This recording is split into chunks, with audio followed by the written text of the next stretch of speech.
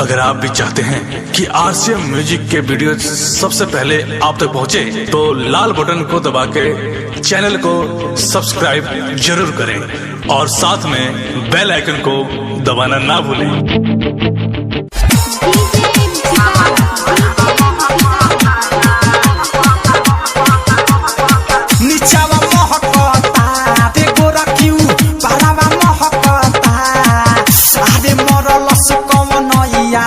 सब साला वारावा महकता आदे मरले बा कवन यारावा की सब साला वारावा महकता कि तू हट नीचावा महकता आदे गोरा क्यों पारावा महकता आदे मरल से कवन यारावा की सब साला वारावा महकता आदे मरले बा कवन यारावा की सब साला वारावा महकता।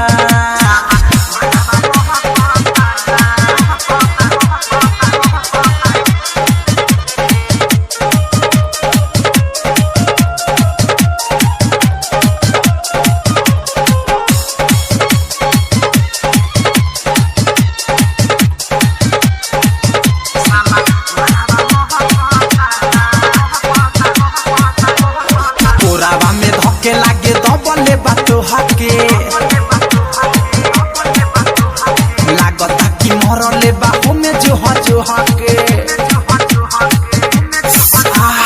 पुरावा में धके लागे दबले बातो हके लागता कि मरले बाहु में जो हके सच हमके बतावो पहाड़ा जनी पढ़ावो ए सच हमके बतावो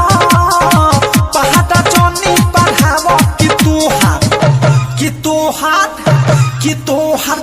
लोहिया महकता कि तोहर जरावा महकता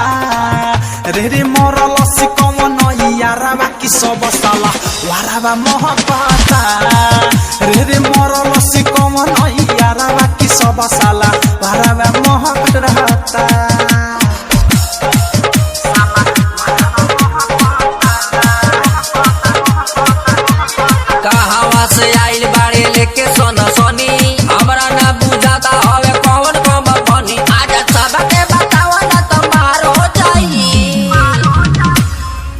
तो कुछो ना बताई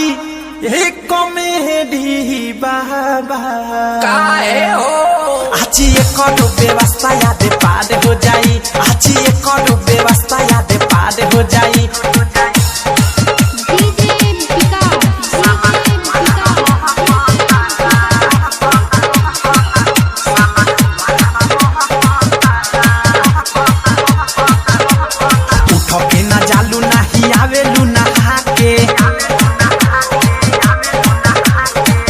बाडू खेला देह में राखेलू बचा के उठो के ना चालू नाही आवेलू नहा के कोइले बाडू खेला देह में राखेलू बचा के जेहनो आज तू बताइबे घोटे बहुत पिटइबे रे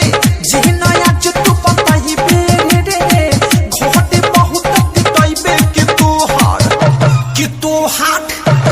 तू हार भी तारावा महकता रे तोहर घरावा महकता रे रे मरल सकवन यारावा की सब साला वारावा महकता रे रे मरल सकवन यारावा की सब साला वारावा महक रहता।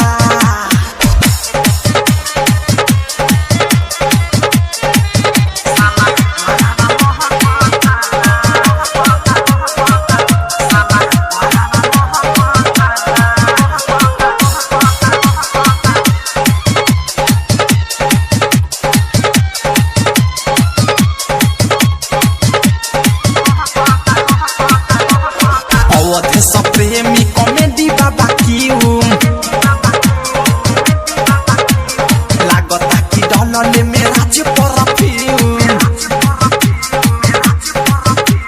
डीजे पर कासे मुकेश जी हो क्यों लागता कि डलले अनुराग परफ्यूम कहवा अइले ना साके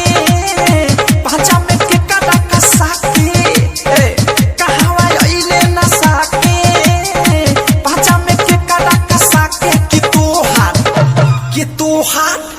कि तू हाथ कियावा महकता कि तोहर बिसर तारावा महकता आज मरल सकवन यारावा कि सब साला वारावा महकता रे रे मरले बा कवन